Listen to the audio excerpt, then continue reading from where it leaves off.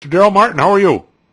I'm doing fantastic. How you doing this morning? We're doing great. So we're solving the problems of the world, but you can help solve the problems on how to trade on the Nadex. So I understand you're with the name of your well, what did you say? You're with Apex Investing, right? And you have Apex Investing. Yep. And how did you get started doing the binaries? I mean, it's I traded them a little bit when I was in the OEX pit when we used to have them sort of side by side, which was interesting. Right. And but then, now there's an exchange, obviously, who's a sponsor of the show, that they do binaries in a lot of different areas, and I think it's pretty fascinating. But you actually have taken the bull by the horns and do a lot of trading in there. I have not done that yet. How did you get hooked on that?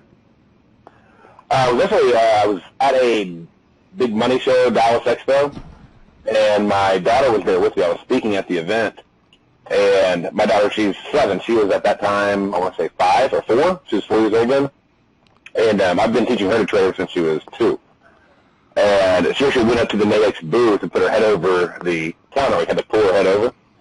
They asked her if she trades. She's like, yeah. And they sort of stood back and they're like, really? You trade? And she's like, yeah. Like, what do you trade? She's like, well, I trade the spoos. And they're like, why is this little kid using floor trader terms? And they're like, well, why do you trade? You were then arrested for child abuse. Yeah. And then the next question is, who's your dad? And so I came over and started talking to him, and I looked at the product. And I mean, I've been trading futures, forex, and options. That's my main thing, like those 3 things. And equity options and futures and forex. And so I came over and I drilled him for 3-4 hours, literally. Just like sat down right there in the booth and just kept drilling him with every question I could think of. And by the end of it, I'm like, this is fantastic. And because they had 2 products. They had their binaries and they had their spreads, which are essentially, the spreads are like, it's basically options for day traders. So if you want to go in and basically do like a married call, married put on a future contract, you can do that using the Nadex options because you get same-day expiration contracts. And the binaries, I mean, if you want to trade every hour, constantly, and you want to do premium collection, you want to do flat markets, you want to do breakout markets. I trade the news all the time using their products. Then you can use the spreads or the binaries on Nadex. Do you find that you always let them go to, what's the liquidity in terms of if you make a great trade at 9 a.m. and it's going your way at 2, do you find you have to hold it to the close or you just get out? Oh, yeah, I pretty much, one of my big rules is don't hold to the close. But just like any other option trader, you're not going to buy a call and hold it till expiration, right? Right. So you want to capture that profit and lock it in. Liquidity has not been an issue for me at all. I mean, I make sure I pay attention. Like if I'm trading any option, I look at the option chain and the open interest, et cetera. But you can see the liquidity on the contract up front because they have market makers. They have several guaranteed market makers on the different markets. And so it'll say liquidity is 200, 300, 400 contracts. Depending upon which option it is and what expiration it is will depend upon how liquid that contract is. But I'll know up front. And so I don't outtrade the contract. So you'll find that if you get pretty good liquidity on the way in, you have pretty good liquidity on the way out. You haven't gotten stuck. Exactly. Yeah, it's not a Roach Motel. Yeah. So now there's a floor term. No problem. There's a floor term. I like that. Lou, you remember that? What's a Roach Motel, man? The Roach Motel? Yeah. You can get into a stock, but you can never get out? Yeah, you can check in, but you can't check out. Sometimes I actually run into that once in a while when I do these earnings plays. All of a sudden there's a lot of stuff around earnings time, and then a week later you're like, hey, what's the story? There's nobody left. I mean, Exactly. You run into that.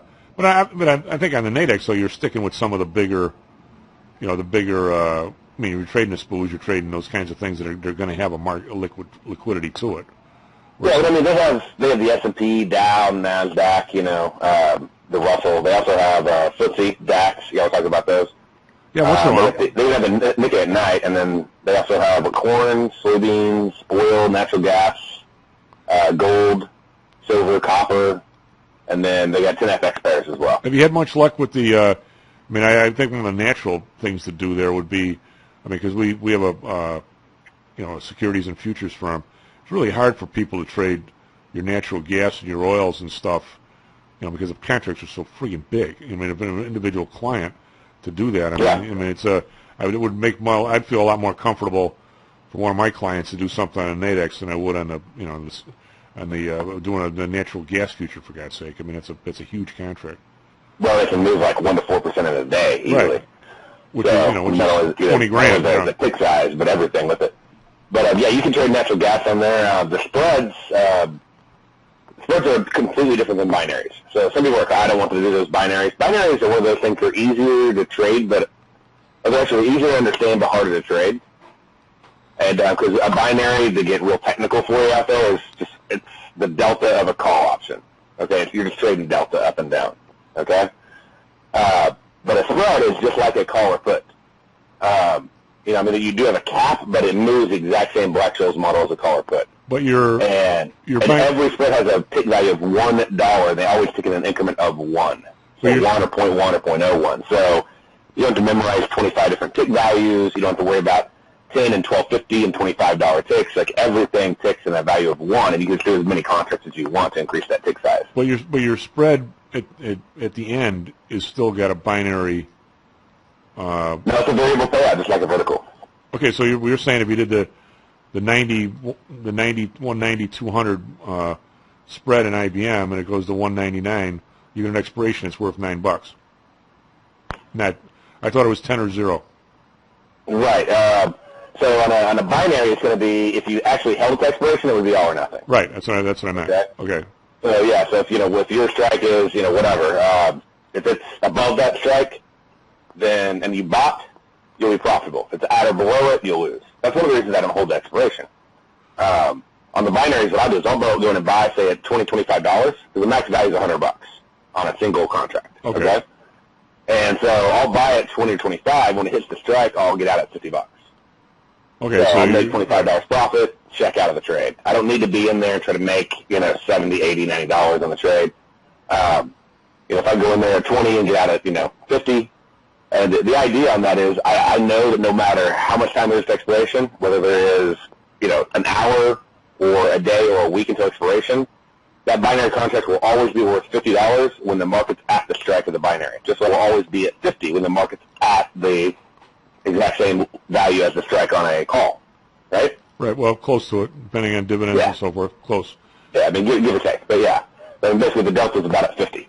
So knowing that that's going to be at that value gives me a very easy profit target for getting out of the trade. Of course, I have to calculate all the variables. It's hard for me to argue that it's going to be 50 right now because since interest rates are 0, pretty much every stock is like trading a future except for the dividend. So it's not the same. It used to be at the strike, back when you had real interest rates, your call delta was like a 56 and your put delta was a 44 when you had interest, because you're obviously you're getting interest on short stock and you're paying it on long stock. Well, now that whole scene is kind of died.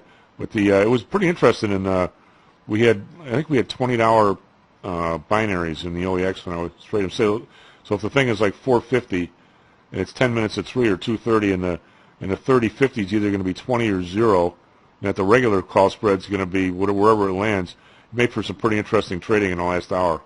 As you could you start combining the two together, you're going to have some good stuff right there. You're sitting there going, wait, okay, this one's either going to be worth 20 or it could be worth Zippo. So it actually had a pretty big discount to the regular, because the binaries would have they'd have a premium for a while, but then they'd have a discount, right? Exactly. Yep. Yeah, I play that cross a lot. Do you how long do you usually hold them? I mean, because they're only good till Friday, right? So the longest contract is 5 days. If you did one Monday morning, right? Exactly. Yeah, and you can do the weeklies. Myself as a trader, my average trade is probably about 15, 20 minutes. Okay. So I usually use current intradays, maybe daily contracts. They move faster the closer they are to expiration. So it's like, imagine, for viewers out there trading a stock that would go from 10 to 90 in a matter of 10 minutes. Okay, and would do it every hour. Well, tell us a little bit about your site. Do you put out recommendations for people? Yeah, over on apexinvesting.com. I started the site up about 5 years ago after a bunch of friends were hassling me to start sharing stuff out, and because I started making videos for my daughter, and I was cataloging that, and they're like, hey, share this stuff out. And so I put up the site, and it's a big trading community. We have about, it's not massive, we have about 7,000 traders on it, and there's futures traders, Forex traders, there's some stock traders, option traders, and of course a lot of Nadex traders, because that's just the big focus I've had over the last few years in my trading. And I combine it with my futures and Forex trading. But we go out there and I have a scanner I made. It's a live scanner. We pull the information down from Nadex, and we do all the hard math, like what's the profit, what's the loss. It has a simulator for pricing. You can actually execute trades directly from the scanner over on the platform, and that's free. So I made that a while back just for my own trading, so I just shared that out, and a lot of people use that every day. And then I also have deviation levels, basically, pivot points, but they're based on implied volatility, so they're insanely accurate. And we get those out for free. We have a trading forum. I do webinars every week. And for those who want to, we have some trading rooms and some signals as well to help you sort of earn while you learn type thing. I have a quick question, and I'm not trying to worm in anything proprietary, but when I was in the OEX pit, the information flow was easy. You didn't even care about the information, but if Goldman or Morgan started buying, you found something to buy, or some put to sell, or maybe you went and got some SPOOs or whatever you were doing. The information came from the order flow. I mean, you really didn't care what was bullish or what was bearish. The fact is something was. Right.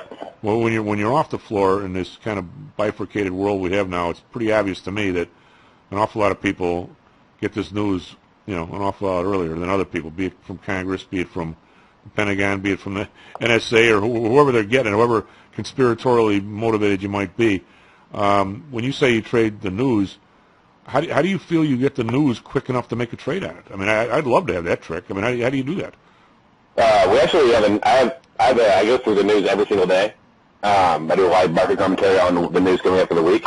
I have a news trading plan on the site. But what I do is I get in before the news.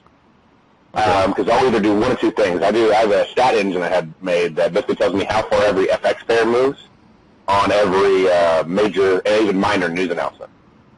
And so I'll go in there and I would always say, okay, we're going to do a straddle, or we're going to do a, sort of like an iron condor using the native spreads.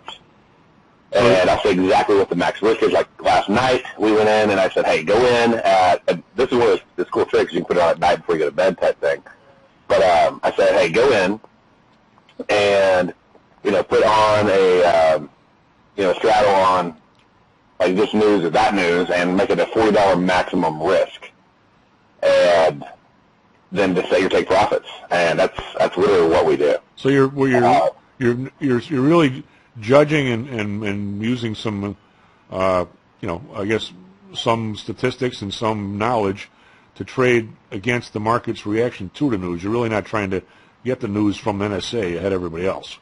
Exactly. I'm not trying to go in there and I played that game. That's a hard one. That's what I'm saying. That's a pretty rough one. I'm trying to go in and get the information really fast and, try to run with it. I go in and go, okay, on average on this report, on this pound report, the market usually moves about 70, 80, pips. Like we have the pound, moved 100 pips right now, 109 pips down. So I'm like, hey, we're looking for 80 minute pip move on this. So let's do a $40 straddle on it, take profit at, 1-to-1 on the position. And so I go and I just put my orders in on Nadex. I'll buy an upper spread, I'll sell lower spread, set a take profit. I'll put it on 11 o'clock at night. I let the thing manage itself. The report comes out at 4:30. I wake up, the trade's done in the morning. A lot of news trades don't move near as far as you'd think they'd move. And so I'll do the opposite. I'll buy the lower spread, I'll sell the upper spread, I'll just collect the premium. So everybody else is paying for their straddles, and I'm like, the market isn't going to move. And so like I have one for core retail sales today. I'm going to be looking over at the Frank PPI tonight. I got the Euro CPI coming up tonight. So I go through and I literally analyze every trade, and I go, should I be a neutral player or should I be a breakout player? And that's how I trade the news every day. Okay, well that takes 5 minutes. That's interesting. So, I like that. That makes. I think that makes, because if trying to get it ahead of another guy, that's a rough game.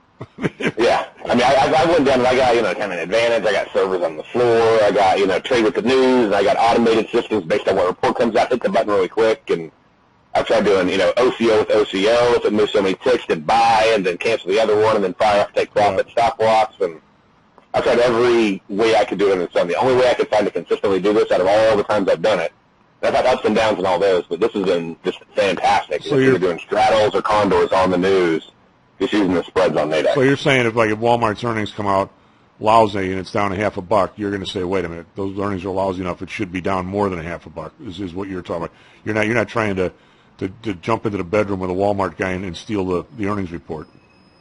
Exactly. Yeah, and I'm in before. I'm like, hey, I do Google almost every single every quarter. One of the trades I do is I'll go in and I'll do a strangle on the binaries on NASDAQ for Google. Okay. And I put that trade on. I usually do it sometime about lunch, and the report comes out immediately at 4 o'clock in 1 second. Is when their wire release goes out, and then they have a press conference a little bit later. All right, Darrell, give us your website again, and we'll have you back, bud. It's apexinvesting.com, right? That's it. ApexInvesting.com. Yeah, thanks for having me on. All right, and thanks, man. Thank you very much, and we'll have you back. That's great. SP futures up 870, NASDAQ futures up 2150. 30-year bonds down 6/32. I like the idea that he doesn't have the wire in an NSA, because I haven't been able to get one either. At least I know it's. He needs, and I like the idea that he's got his daughter into investing at an early age. Well, that's true. Hopefully she's not using her app and like closing out his trades for him or something. We'll be right back. Stocks and Jocks.